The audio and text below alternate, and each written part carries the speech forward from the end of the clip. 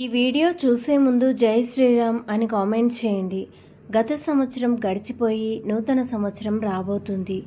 అయితే ఈ సంవత్సరం చివరి తేదీన అనగా డిసెంబర్ 31వ తేదీన రాత్రి సమయంలో అందరూ ముందుగా కేక్ కట్ చేసుకోవడం, పార్టీలు చేసుకోవడం లాంటి పనులు చేస్తూ ఉంటారు.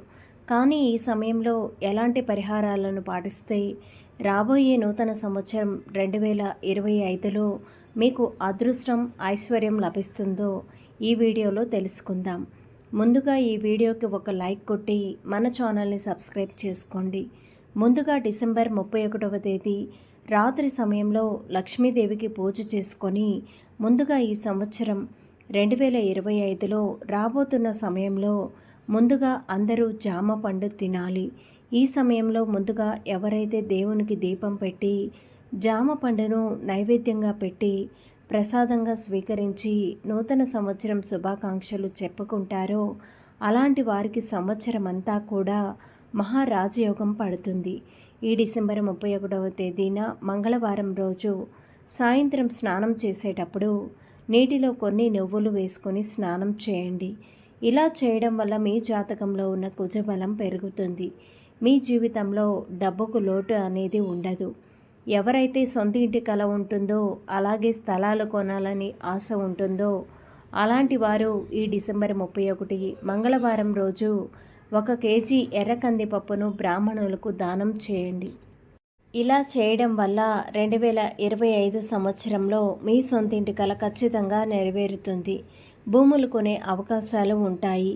మరీ ముఖ్యంగా డిసెంబర్ 31 అర్ధరాత్రి సమయంలో సరిగ్గా 12 గంటలకు మీ పూజ గదిలో ఒక దీపం వెలిగించండి. పాత సంవత్సరంలో ఉన్న మీ సమస్యలకు ముగింపు చెబుతూ కొత్త సంవత్సరానికి స్వాగతం చెప్పండి. నువ్వుల నూనెతో కానీ ఆవు నెయ్యితో కానీ పూజ గదిలో దీపం వెలిగించవచ్చు. అయితే ఇలా పూజ గదిలో దీపం వెలిగించేటప్పుడు ఆవు నెయ్యితో దీపం వెలిగించిన వారికి కొత్త సంవత్సరం 2025లో కుబేరుని అనుగ్రహంతో పాటు బంగారు యోగం కలిసొస్తుంది. బంగారాన్ని కొనే అవకాశాలు ఎక్కువగా ఉంటాయి. అలాగే అప్పుల సమస్యలు తీరిపోవాలంటే కొబ్బరి నూనెతో దీపం వెలిగించండి. డిసెంబర్ 31వ తేదీ రాత్రి సమయంలో మీ పూజ గదిలో చీకటి లేకుండా దీపం వెలుతురు ఉండాలి. ఇలా ఉండడం ద్వారా మీ ఇంటికి లక్ష్మీదేవి వచ్చేందుకు ప్రవేశ మార్గం సులభం అవుతుంది. లక్ష్మీదేవి మీ ఇంట్లోకి సంపదను తీసుకువస్తుంది. మీ ఇంటిపై లక్ష్మీ కటాక్షం ఉంటే చాలు, మీ ఇల్లంతా కూడా అష్టైశ్వర్యాలతో నిండిపోతుంది. కాబట్టి ఈ డిసెంబర్ 31వ తేదీన రాత్రి సమయంలో మీ పూజ గదిలో ఉన్న లక్ష్మీదేవి పటం ముందు 1 రూపాయి నాణాన్ని పెట్టి లక్ష్మీదేవికి కర్పూరంతో హారతి ఇవ్వండి. తర్వాత ఈ రూపాయి బిళ్ళను తీసి మీ పర్స్లో కానీ బీరువాలో కానీ పెట్టుకోండి. ఇలా చేయడం ద్వారా డబ్బుకు సంబంధించిన కష్టాలు ఏర్పడవు. లక్ష్మీదేవి కటాక్షం మీ ఇంటిపై ఉంటుంది. అలాగే ఈ డిసెంబర్ 31వ తేదీన 1 గిన్నె నిండా రాళ్ళ ఉప్పును పోసి అందులో 2 లవంగాలను కూడా వేసి మీ ఇంట్లో ఏదైనా ఒక మూలను పెట్టండి. ఇలా చేయడం వల్ల మీ ఇంట్లో ఉన్న దరిద్ర దేవత బయటకు వెళ్ళిపోయి లక్ష్మీదేవి మీ ఇంట్లో తాండవిస్తుంది. సంపదలకు దేవత అయిన మహాలక్ష్మీదేవి క్షీరసాగరం నుండి ఉద్భవించింది. కాబట్టి సముద్రంలో దొరికే రాళ్ళ ఉప్పు అంటే లక్ష్మీదేవికి చాలా ఇష్టం. కాబట్టి ఈ మంగళవారం రోజున కొంచెం రాళ్ళ ఉప్పును తీసుకొని ఒక ఎరుపు రంగు వస్త్రంలో మూట కట్టి మీ ఇంటి గుమ్మం ముందు వేలాడదీయండి. ఇలా చేయడం వల్ల మీ కష్టాలన్నీ కూడా వెంటనే తీరిపోయి 2025వ సంవత్సరంలో మీ ఇంటికి పట్టిందల్లా కూడా బంగారం అవుతుంది. డిసెంబర్ 31వ తేదీ మంగళవారం వచ్చింది కాబట్టి మంగళవారం రోజున ఎవరికి డబ్బులు అప్పుగా ఇవ్వకండి. ఎవరైనా డబ్బులు ఇస్తే మాత్రం అవి తిరిగి రావడం చాలా కష్టంగా మారుతుంది. అలాగే మంగళవారం రోజు అప్పులు చేయకండి. దీనివల్ల లక్ష్మీదేవి ఆగ్రహానికి గురవుతుంది. అలాగే 2025 నూతన సంవత్సరం రాకముందే ఇంట్లో ఉన్న బూజును మొత్తం దులిపేసి మీ ఇల్లంతా కూడా శుభ్రం చేసుకొని ఇల్లు మొత్తం కూడా సాంబ్రాణి ధూపం వేయండి. ఇది ఇంట్లో ఆనందాన్ని తీసుకువస్తుంది. ఇంట్లో ఉన్న చెడు శక్తులన్నీ కూడా తొలగిపోతాయి. తద్వారా నూతన సంవత్సరంలో బాగా కలిసి వస్తుంది. మన హిందూ మతంలో స్త్రీలను ఇంటి మహాలక్ష్మీదేవిగా పోలుస్తారు. కాబట్టి ఈ నూతన సంవత్సరం మొదటి రోజున అనగా జనవరి 1వ తేదీ ఈ రోజున మీరు చేసే పనుల ద్వారా సంవత్సరం మొత్తం మీద ప్రభావం చూపుతుంది. కాబట్టి ఈ కొత్త సంవత్సరంలో జనవరి 1వ తేదీన ఇంట్లోని స్త్రీలందరూ కూడా ఎరుపు రంగు బట్టలను ధరించండి.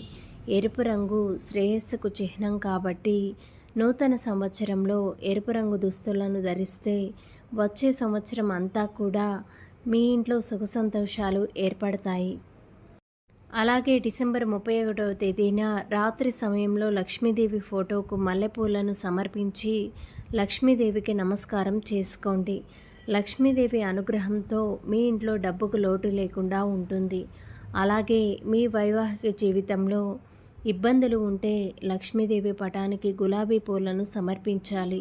మీ దాంపత్య జీవితం అద్భుతంగా ఉంటుంది.